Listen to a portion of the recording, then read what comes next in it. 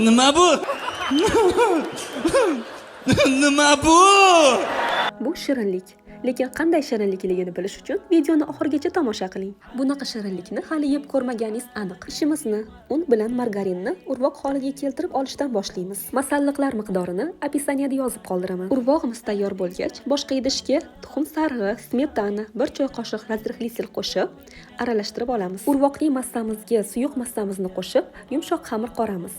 Men urvoqli massaga 3 piyola un solgan edim. Xamir qorish jarayonida yana 1 piyola qo'shdim. Xamirni 6 bo'lakka bo'lib, yarim soatga tindirish uchun olib qo'yamiz. Xamirimiz tingunicha nachinkani tayyorlab olamiz.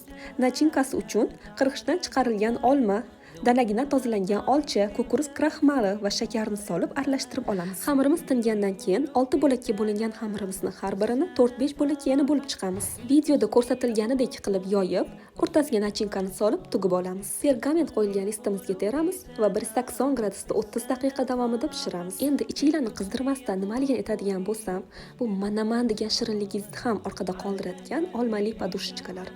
Ishonavering, agar bir marta shu shirinlikni tayyorlab ko'rsangiz, boshqa hech qanaqa shirinlik yemay qo'yasiz. Mazali.